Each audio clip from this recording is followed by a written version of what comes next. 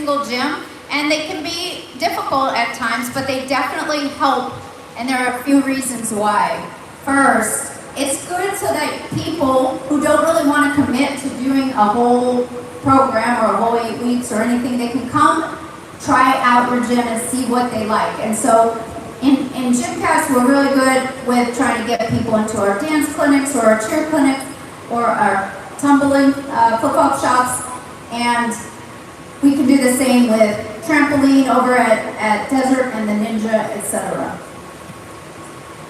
It helps you promote on social media and on media around you. So once you have an event, we get somebody to take some video of it. If you have something really cool and you're running it, please get somebody over there to video it so we can use it on the screens, or we can use it in promotional videos or on YouTube, etc. So those are really good things. And it helps give staff extra opportunity to make money, and if they have those chance to come in and head that, then we also do different splits that way too. Performances give opportunities for parents to spread the word for you. So when you have the spring festival or you have a showcase, that's the time that everybody's got their camera out and they're posting, and they talk about you, your gym, and how great a coach that Miss Carissa is. Okay, so that's a really important thing as well. And it helps the positivity and buzz just about your gym, because it's something that we get up, bring the family to, and go watch and promote how great it is. Your kids have so much fun. So the number one thing, that this is our next flip-flop shop. It's Friday, July 3rd. Friday. Oh, that's wrong. Whoops, we got an error on our thing. I took this off our website, but it's on Saturday, and we do a 1-hour clinic, and there's a lot of things that we do to try to help organize it, because it's a quick 1 hour, so you don't want to bring them in and just be like, okay, now what do we do? Let's start organizing. If you do it that way, it doesn't run well. You want it to be a nice, efficient 1 hour clinic, so you want to get a lead person together and they organize it. You can, we pay a commission, higher pay for that person to organize everything, because it is a lot of extra work. You have to come in early. We want to divide them up by level and figure out what your stations around the gym are going to be. I like to say, in coaching in all ways, always think in threes. Think of 3 rotations, 3 items at each rotation, a drill, a basic, and an actual skill. So you can always add more, but if you can at least get 3, okay, you're going to start with this, you go to that, and then here's where we're going to work on our back handspring down the cheesies, the pit, or whatever. For performances, so this is one of our old spring festivals. A parent posted this video montage, and I found it, and I just took a little screenshot from it. But they showed her getting ready for her spring festival. They showed her putting on her makeup and getting her picture taken and then coming in. And it was a video of every single part of her presentation. And that's really hard to read, huh? But performances help you.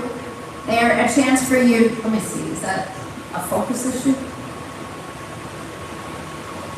No, not that. This one I need L's in. Oh, there it is. Hold on. Okay, so is that readable? It's getting worse. Okay, maybe it's my eyes. Never mind. Okay, so a chance for your kids to show off without what they teach. Great advertising with posting on social media. Is that blurred? It is to me. The green, yeah. It might be my font. Okay, note to self, change color. Okay, gives kids something to work for. So even though like our spring festival is a huge event, we had over 400 kids in it this year, and it's a little bit hard to organize getting the routines and getting everybody to know them. It's a great way for them to show off and what they have learned. And so it also gives the coach, oh yeah, I want them to be able to do their cartwheel correctly, so let's work a little bit more on that cartwheel, or help them do stations that help them with that cartwheel. All right, next, specialty skills and choreography. So when you have something that's really hard to set up, like a flyaway, or something that's a little bit more challenging, we do, Desert GymCast this year did some power clinics and some kick clinics, and some things that are a little bit more difficult. So those we charge usually for those. But then we do choreography, trying to remember routines. We try to help them learn those. We usually don't charge for those because we're trying to help it make it easier on the teacher and teaching in class. Outside clinicians is the last thing we're talking about, but it's an opportunity for staff to learn, which is really great, and also great way for kids to hear corrections from someone else. So just to make a note about all these girls and boys who are helping us demonstrate today, you should see some of the kids who did it many years ago.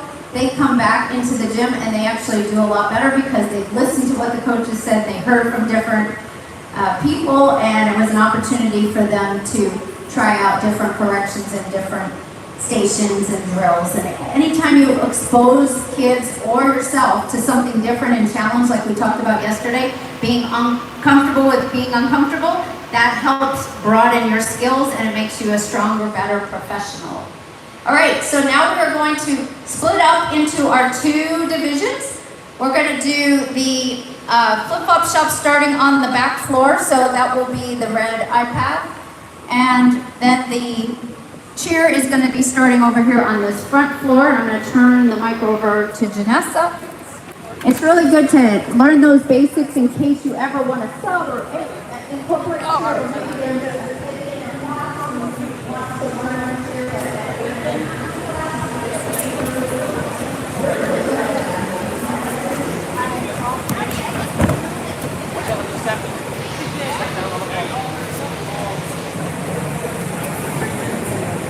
My niece is like so yeah, no, they said, I'm missing the person who's going to be important. I'm like, because I'm been down in New York and back. Okay, demonstrator. So definitely just like Wait for me to give keep you it elevated as much as you could. just like basically. Yeah, can you just be my folder? Yeah. Just want thanks for sure. Alright? They gotta go. Come over. Excuse me. It's disgusting.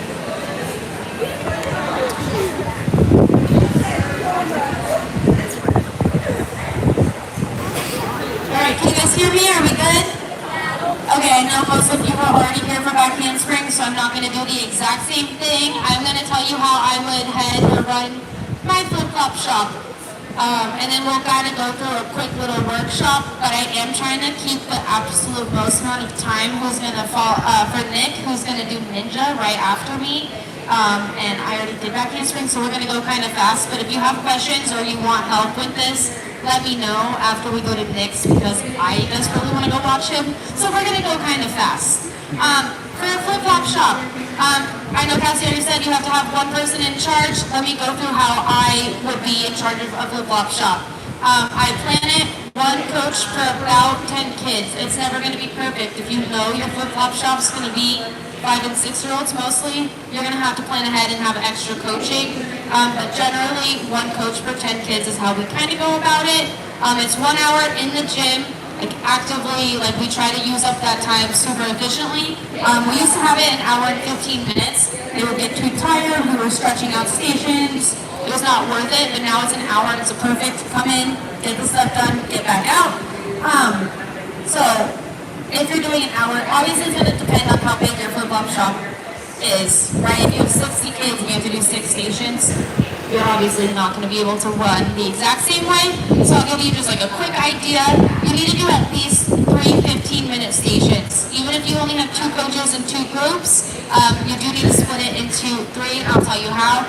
So if I have 3 coaches, I'm going to have someone set up on the front floor with all the mats closest to the parents so that they can see, because their parents want to see them doing back handsprings. They're coming to a back handspring clinic. They need to be able to see that. I generally have someone in the vault fast track area somewhere with all the bouncies, so it's not just another floor of stations. It just looks more exciting over there. It's the exact same thing, but they get to go on the fast track, and that's way cooler. And then my last one, when I'm in charge, I generally set up back here because I'm going to do all of my ridiculously big stations for back handsprings in the pit. But with that, I know every kid is going to be doing at least one back handspring with me, and they're going to go home saying they tried at least one back handspring. right? Because that's the ultimate goal of a flip-flop shop. If you only have two groups, I will do, 2 floors of stations for 15 minutes. The last 15 combined together do speed spotting, right? So take 2-3 stations that are really good and kind of time consuming, and you guys spot as fast as you can, get them through. It's like a third 15-minute rotation, so that if the station is too long, they're not going to work on their actual stations, right? So you got to make sure it's not too slow or too fast. So we do at least 3 15-minute rotations. The last 5 minutes, I'll tell them quickly, go back to your favorite station, go take one last turn, and then we come together and we hype up the kids. It's all about hyping them up, right? So I'll be like, oh my gosh, who tried something new today? Who got to try a station that they've never done before? Did anyone get a back handspring? And then all, raise their hands, or they're excited about this and that. That's a good time to promote the next flip-flop shop. I'm like, wow, you guys did such an amazing job. I think you should come back next month. We're going to do the same thing, and I think you're going to progress a lot better. Use that time to promote your next one so they keep coming back. And then this is my typical rule. Not everyone does this, but I think it's really good because as soon as they leave a clinic, they walk out and their parents are like, how was it? What did you do? Right? And they're going to be like, I had fun. Right? Like, your typical kid. If you have kids, they're like, it was good. And that's it. And no one wants to hear that. So on their way out, they're telling me one thing that they're proud of. Whether they try at a station, they got to work. A lot of times they're going to be like, back handsprings, and they give me nuts and walk out. That's fine. But now I know when their parents ask what they did or how they did, they have something to tell their parents, and it's positive, right? Instead of being like, I did one and it landed on my head. They're going to give you like that one thing you don't want to tell their parents. It's not a big deal, but they're going to go off that one thing. So give them something positive to leave with. You'll also have that negative kid that's like, I didn't get to do anything. And I'll be like, wow, I saw you do this station. I thought you did a great job. Then they're going to leave and say, ooh, the coach thought I did really good on this. Give them something to be proud and happy about so that they're more inclined to tell their parents they're going to come back and do it all over again. When you're going into groups, I break it down into 3 groups. Even if I'm doing 6 groups or 2 groups, I will have them line up in can you do a back handspring by yourself? All by yourself, they'll line up over here. So we do have a lot of people that come to flip-flop shop that already have back handsprings. They want either back handsprings or back tucks, and I will accommodate to that. The next one is they can back walk over, or they have worked on back handsprings before. And then the last group would be brand new, doesn't know what a back handspring is, or is a beginner, they came in off the street and they want to try out for cheer. Those kind of people. And then within those groups, if you need to rearrange your groups, it's easier to do it. It's a little more reasonable to manage if you have the same group level rotating together. Most importantly, if you came to my last presentation, multi-level stations. You need to be able to set up stations that can be used for your friend that cannot back handspring at all, someone that probably maybe shouldn't be back handspringing, and then someone who already has a back handspring. And so those are things you need to keep in mind when you're setting up. So I'll go over quick the stations that we did in case you missed them. But then what we're going to do is I'm going to basically run my flip-flop shop rotation, but right here with this lovely group of kids. Does that make sense? Do you guys have any questions? Can I go into the stations? Good? Alright, so if I have my group, I want them to come over, and I'll tell them, you know what? I have 2 super fun stations that you're really going to want to do.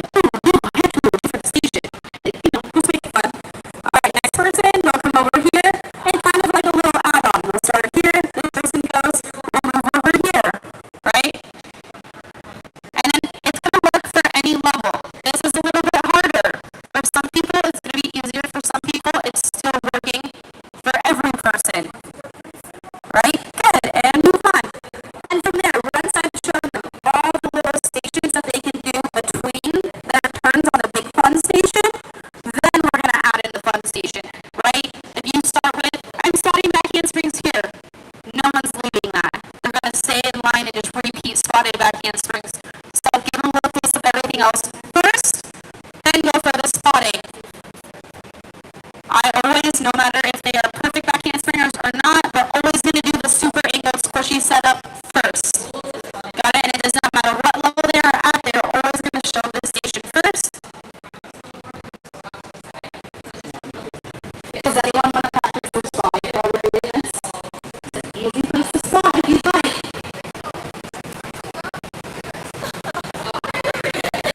Alright, we're always going to start here with a single back handspring. I followed the ball because I do expect some of these kids to go flying backwards, and that is fine. With this being so angled and so funky, I promise you almost every single one of these kids might be able to back handspring by themselves. Like, Mason here does not have a back handspring yet, but he could probably get really close to doing it here.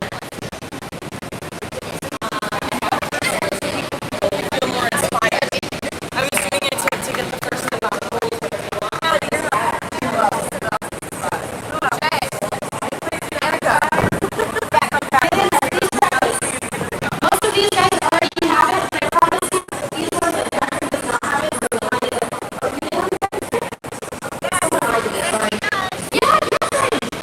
Alright.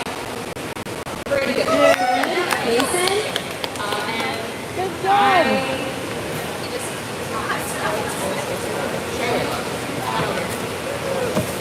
He does not have his, but it's so angled that he went backwards anyway and couldn't fall safely, right? Always start here. Then you're gonna have your upper levels that this I can already do my back handspring. See if you can fit two on there. If I have it over on this other side, I'll angle up. I'll let the back handspring back up. If they do not know I'm back up, it's pretty easy for them to flip right to the pit. Got it? Generally, I'll do one big station. I'll always have a second one set up that if they figure out how to do this on their own and I have a group that's doing really well, I'm going to leave them alone here and I'm going to come spot somewhere that's just a tiny bit harder for them, right? And then if that's easy for a majority of the group, you're always going to have outliers. But if most of your group is doing good and you're going to move them on to the next harder spot that's still safe and reasonable. Got it? You always do it where you're not going to get hurt, even if they try it. You're also always going to have the kid that comes to football club and doesn't want to back handspring at all, and they won't do anything. Backward rolls. It seems ridiculous, but I'll tell them it's their back tucks. They'll do a million backward rolls down this giant setup, or down here. So I'm going to have my kids rotate through really quick for like 2 minutes. I can assign you but if I don't want to. I need someone to come over and spot back handspring so that she's not here. So someone better get moving over here. I'm going to have someone come spot over here. I would like someone to spot right here, and I would like someone to spot right here. Kiddos, you gotta get through every single person at least 3 times, and then each station 5 times. Can you do it? I'm gonna start pointing. I'll do that person. Think so. Alright, do I have spotters?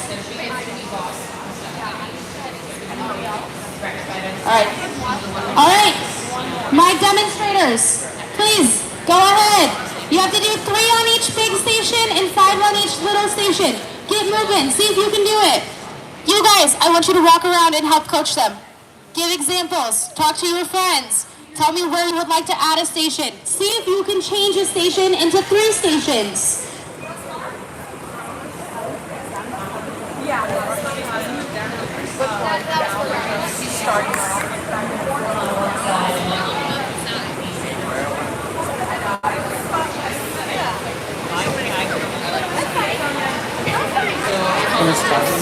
Yeah, come on, Chris.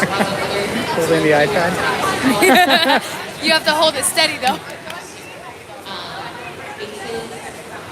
Mooney, you have to stand on the line. Are you ready? What's your name?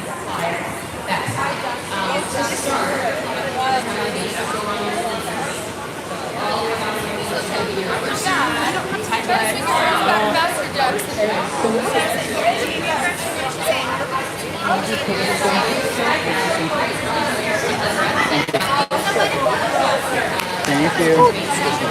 Yeah, so if they roll back, it won't be bad. Jackson!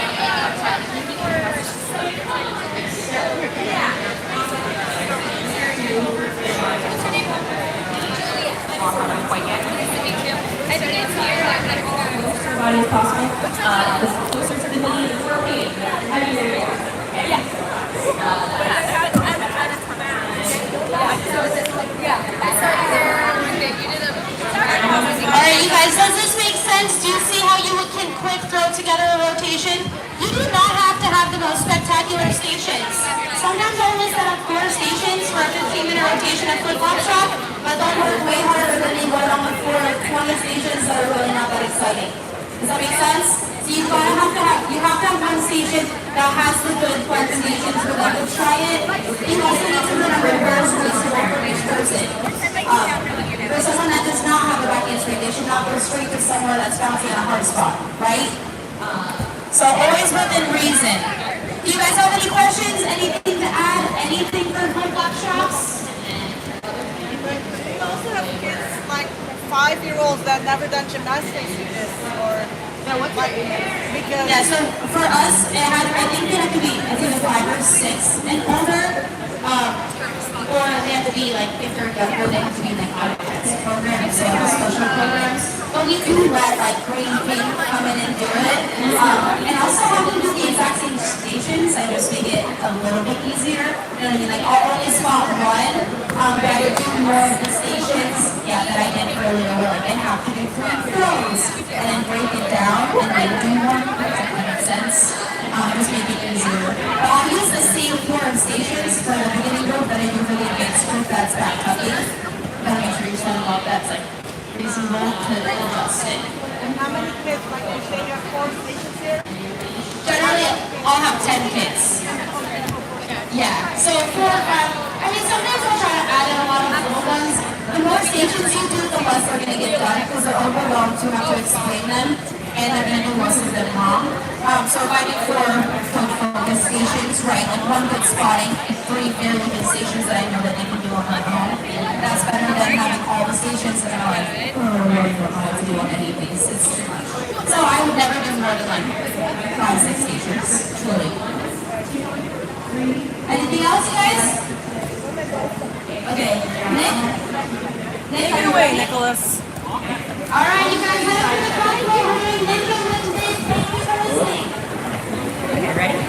5, 6, 7, 8. Look, 1, 2, 3, 4, 5, 6, 7, 8. Down 1, 3. Yeah, that's good. And they're so close to the ground, they can catch themselves when they tip over. But mostly my basics was limited time for the before or whatever thing was I would stand closer to But this. Okay. from here, you can also, okay.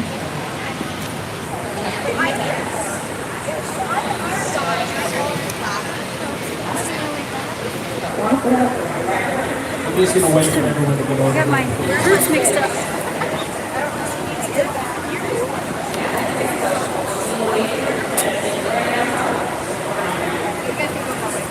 Tyler, we're gonna need that. Are we gonna need that wall?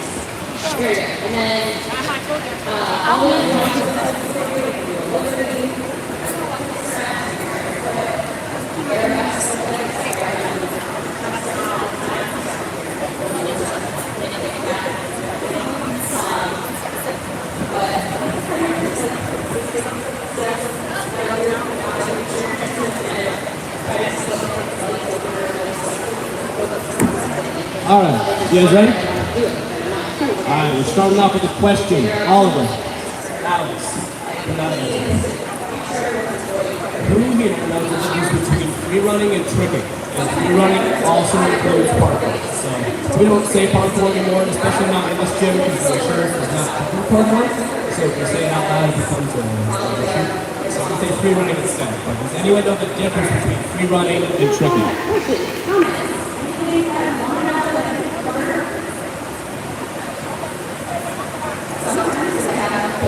Anyone other than Jackson? He got it. He doesn't speak loud enough. I'm not gonna say anything. Anyone else? You know? Alright, what's your guess?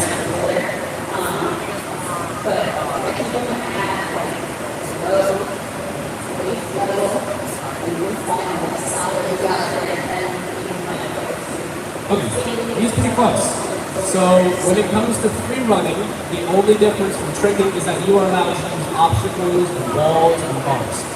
Tricking, however, you're only allowed to use a flat ground. So just the floor, the scratch, the concrete, all of those qualify, but you just can't use a wall or anything like a slam. You're kind of disqualified. So that being said, if you were maybe subbing a ninja class or running a ninja event, you can teach everything that you can on the floor, just like a normal class. So back handsprings, front handsprings, front touch, back touch, side kicks, cartwheels. Those are all examples of tricky. If you can do it on the floor, it's tricky. It might not be the most tricky tricks, but you know, it's still tricky. Okay, this is going to be interactive. Just so you know. Sorry guys. Okay, I'm going to show you guys 5 things, and then I'm going to give you guys some time to try them all. So, I'm having the demonstrators here start us off so you can see all 5. Okay. Can I have you guys show me a bounce back off the blue wall? I teach this a lot whenever I have a first kid for class. It's a basic safety thing. If they're ever running into a wall, for like a wall flick, a wall spin, and they mess up, they need to be able to do this so they don't fall down and break their arm. Alright, Alex, let's see. Pretty simple. They just put 2 feet on the wall and then put 2 feet on the floor. Good. Awesome. Okay, that's one of the things I want you guys to try. Next is a safety vault. If you guys don't know what it is, you can try it too. Just watch that. Go ahead, Alex. So he puts one hand on the block, other foot up on the block, and then spreads his other foot through. Let's see. As the first vault, I'll take over anything. If they're ever trying to get over something, you start with a safety vault because it's in the name, very safe. All right, let's see a speed vault. See if you guys can catch the difference. Go ahead, Albert. Difference is they don't put their foot on, right? Yeah, awesome. You guys want to try some too? You can use any of these. Maybe not this one. It's a little tall. Okay. Next one we're going to do is called a turn vault. You okay, buddy? Yeah. So, a turn vault is in the name. Oliver and Alex, show me a turn vault. Yeah, turn around. I know, pretty advanced stuff. Go ahead.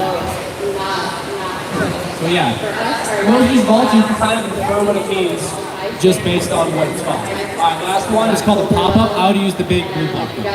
This is a pop-up vault. Yeah, you can just jump off, that's fine. Awesome. Hands down, then feet up. This one's a little scarier, especially on this. I would not pop up on this unless you were very confident in your pop-up abilities. Okay? We got all that. We got bounce back, safety vault, speed vault, pop-up, and turn vault. Kevin has offered, by offering that I told him to help you guys if we get in it. Alright? Everyone, you have a couple minutes to try them all just so we can kind of get cemented in our head before we move on. Ready? Go.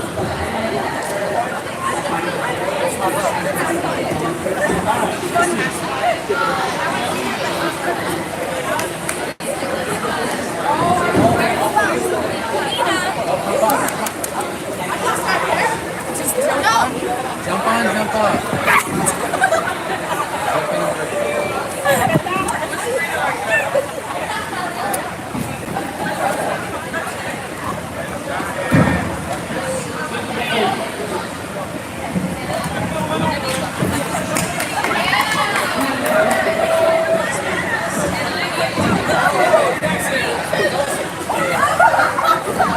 That was an example of a really, really good shoulder roll too.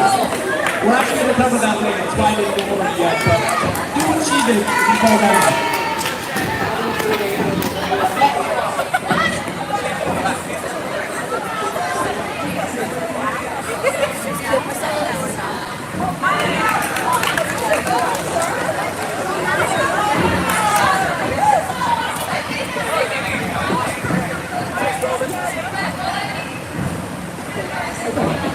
Might be a little unstable, this one.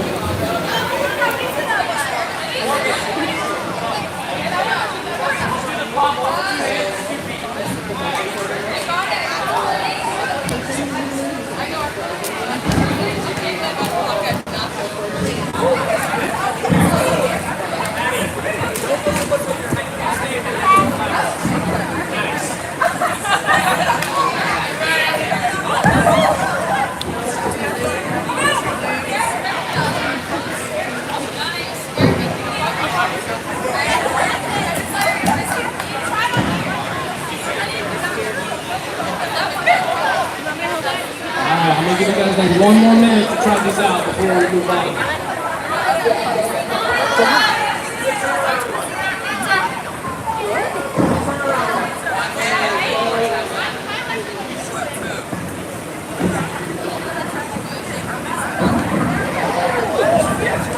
Okay, here's a little tip with these vaults. You do not need to go over your head. It's not like a cartwheel over the back, it's more of just a flat spin around.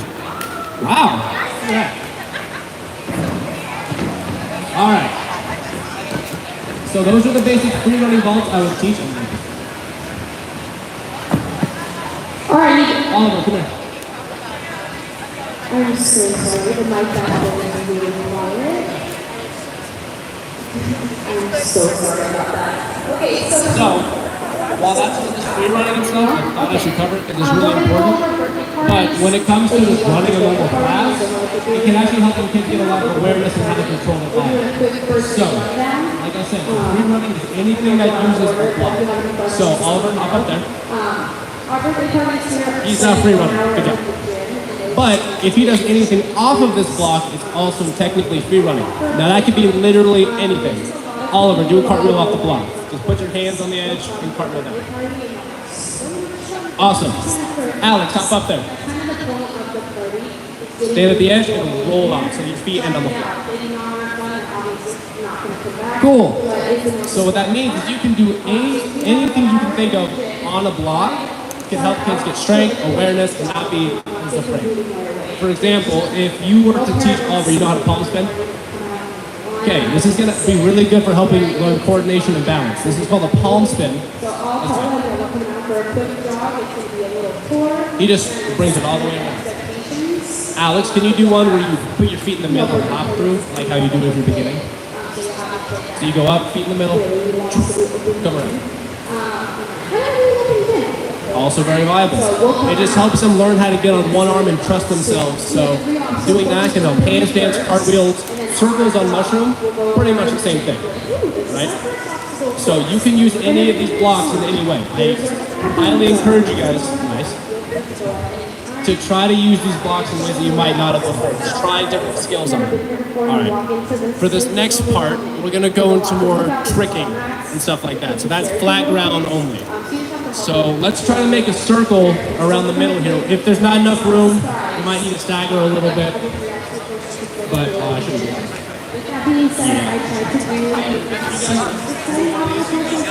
Yeah, try to take up the whole floor so we don't kick each other. That'd be awesome.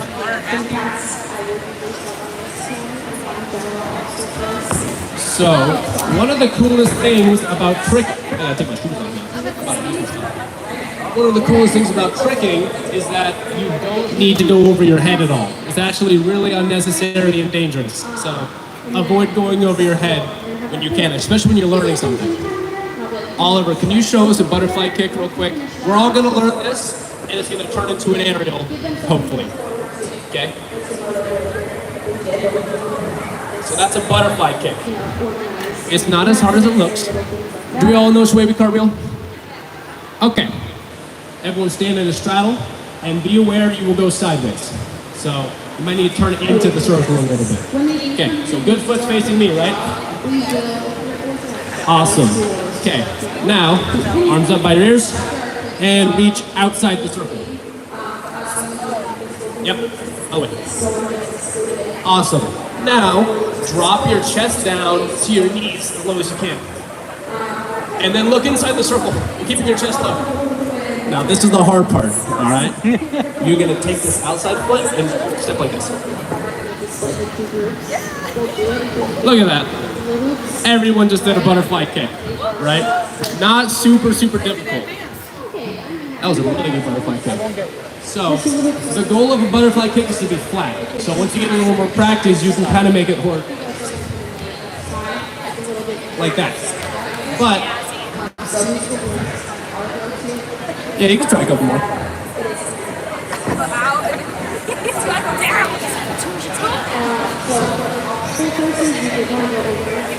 All right, so now, I'm going to hopefully show you guys how you can take a base skill and stick with something harder. So, we don't do butterfly kicks in gymnastics that much. I think it's a skill, but not really.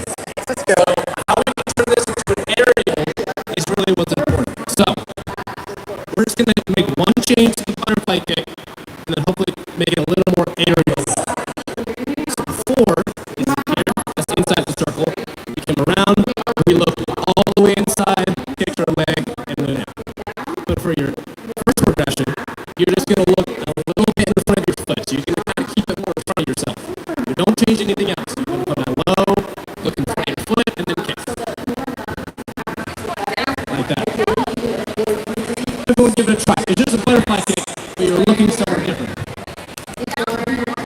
Give a look down to the floor and a little bit in front of your hip.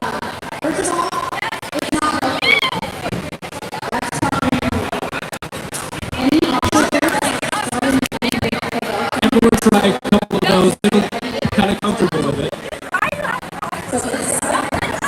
And remember, we're trying to keep our head and our hands pretty flat. You might feel yourself start to tip over your head a little bit, but that's okay, because it's just a butterfly kick. I'm going to let it be. I'll give you guys like another minute to practice that. So remember to get your chest down low at the start, and then start the whole thing.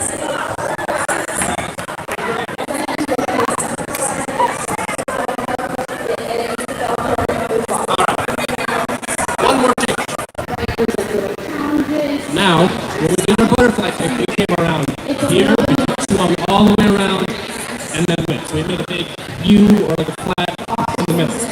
All we're going to do now is instead of dropping low in the beginning and swinging around, we're going to start up here at the high part and make a straight line. I'll show you guys too. So like here, straight across, and then do the same thing. Keep your eye in the same place, kick your leg the same, but now you'll be a little bit more inverted with your head over your hips.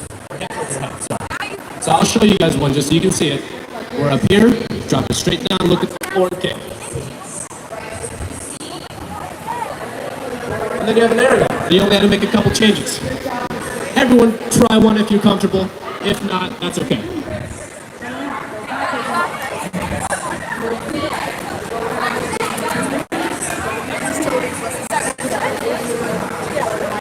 All you're changing is the path of your head. Your head ends up in the same exact position. It's going to feel the same.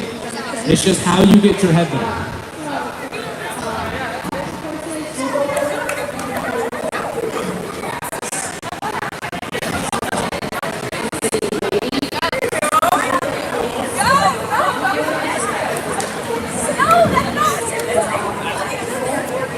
So,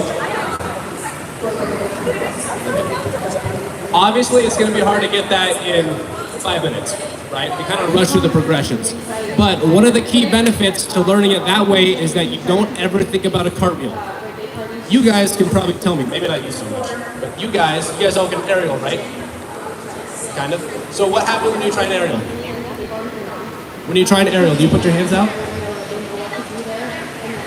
He is killing it today. That's right, you don't ever have the urge to put your hands on the floor. Because a lot of times when we do these cartwheel aerials, we're reaching for the floor in the beginning because we're thinking cartwheel. And even if you can make it, you still touch it because that's what you're used to. So we can teach it in a way where we don't ever try to put our hands down. It'll help us to get more consistent. All right, cool. I was going to show you guys another thing that we could learn, but they're kind of so used to that. So I guess we'll go over a shoulder roll real quick. This is a gymnastics thing too. It might look kind of ninja-y. Oh, you guys know what's going on. It might look kind of ninja-y, but it's going to help your gymnast a lot too. Everyone put left foot forward. I don't care which one. Now we're kneeling. This is awesome. Cool. This might be hard with the microphone. Oliver, come out here. You can be my demonstrator. Just face the other way so they can see. Oliver, you look that way. Okay, so now that you're in your lunge, can you guys hold up the triangle hands? Yeah, you're going to make a triangle out of your hands. You should look through it like the Illuminati, I guess. That's what my kids do a lot. And then you're going to take that triangle on your hands and try to position it right next to your back knee. Awesome. So you're kind of turned up right now. And then just hold it there for a second. Once you're there, keep your eyes on the triangle so you're still looking at it so your head's nice and tucked. And now try to roll straight forward. You'll end up going over your shoulder. And if you've done this a lot or maybe practiced a couple of times, you might end up in the same position, but you're still on one knee up like that. Everyone try a couple of those. Try to end with still 1 foot up, 1 knee down. I don't think I'm rolling the right way.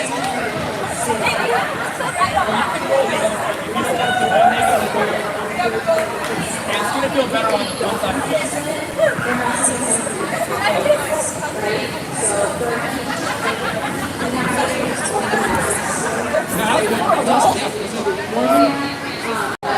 right, so pop quiz. Why is that better than a forward roll in safety terms? Like, why would I rather do that if I'm falling down than a forward roll? All but don't answer. You're going over your shoulder. Why is that better? What are we not going over? Our head and our spine. Yeah, we don't want to slam our head into the floor. So let's say, I'm not going to make you do this. Let's say you're trying to learn a back tuck and you're going really, really short and you have a really bad one. And you're about to land really short. So you're like, okay, I'll roll out of it, right? But you're so short you end up hitting your head and your feet at the same time. That's not going to help you, right? Trying to go straight over your head. Same thing could go off like dismounting off bars, anything. But if you know how to go over your shoulder, you get a little more space and you're able to go sideways. And even if it's really bad, you kind of hit your side, not so much your head and your neck. It's a lot safer. Now, do we know how to do it back with the shoulder roll? All right, all of Alex. You still put your hand down? That's not what they were saying. So, set up the same way. Just very first step, one leg up, one leg down, other leg. Yeah. I would move forward into the circle and then go back out so you can still see what's going on in the middle, because Oliver and Alex are demonstrating. Okay. Make the same triangle, but pull it up to the ear that has the knee on the floor. So if my left leg's on the floor, my triangle goes up next to my left ear.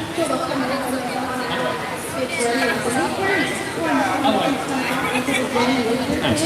Now, this is the part that's a little more confusing than the forward shoulder roll. If you're here, you're going to take your back leg and try to tuck it in behind you. So you'll kind of bring it in towards your knee. And then you're just going to sit on your butt, put your hands on the floor, and try to roll backwards over your shoulder. Uh-oh.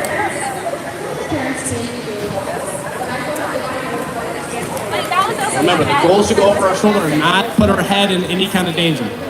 And if it feels really weird, you might be going the wrong way. Like your body doesn't like twisting that way. This one is more confusing.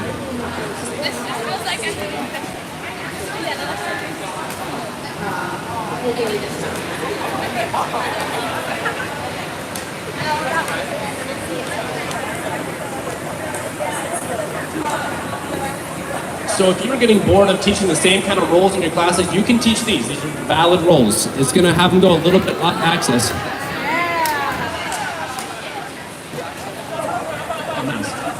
But you can teach these if kids are getting bored. What I like to do is at the end of my class, I'll bribe my kids like, all right, if we work hard, we get 5 minutes of ninja at the end of the class. Every kid likes the word ninja, just so you know. That's it. And then I'll just teach them a roll, or I'll teach them a butterfly kick, or something like that. Or I'll even just let them run up the wall, like a couple times. Not anything that's going to disrupt the rest of the class, but it can be used as a good motivator and still build awareness through a ton of ways. I do have one more thing that I do want to show you, but I got to double check to see if I can go over there. Give me 1 second. Can you come over and over? Or, hey, I think she should go use her mom. How close are you guys being done?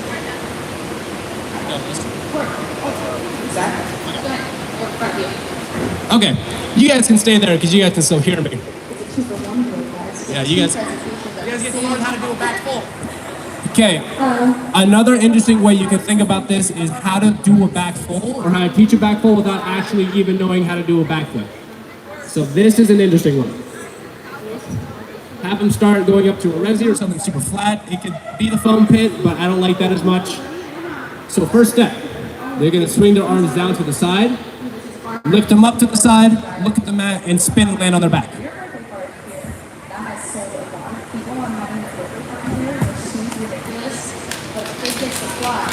Thank you.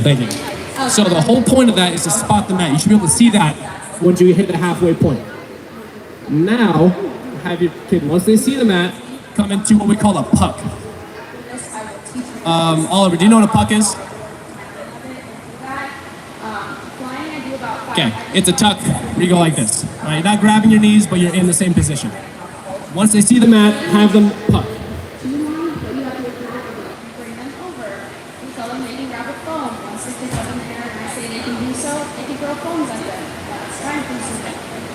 They will either land on their hands and knees like I did, or on their side. But if they puck at the right spot, they should end up rotating more like a full. Now all you need to do is before we're swinging your arms straight to the side, bring it more up over your head. And the more over their head they get, the more it'll be a fold. But it doesn't even need to be over their head, like I said, kind of dangerous. Once they're pretty good at that, they're landing hands and knees every time. Make the mats level, have them do the same thing. They might land hands and feet, but it'll be closer. You have to wrap up the party and get it together anyways. Offer that service. I'm sure some of you as parents realize that you've had a birthday party and you get a picture of it. So, just so you guys know, that's why you can teach a fold without going over your head. It teaches spotting, it teaches twisting technique. It's a really, really good drill, even for low level. They're not even trying to do a fold, yeah. You go to your good side. Yeah. It's also a good way to learn which way kids like to twist. Because one side's going to feel a lot better than the other one. I'll tell you that for free. So, any questions when it comes to ninja related stuff? Alright, that's all I got. So you guys can hop in for like 3 minutes. This is about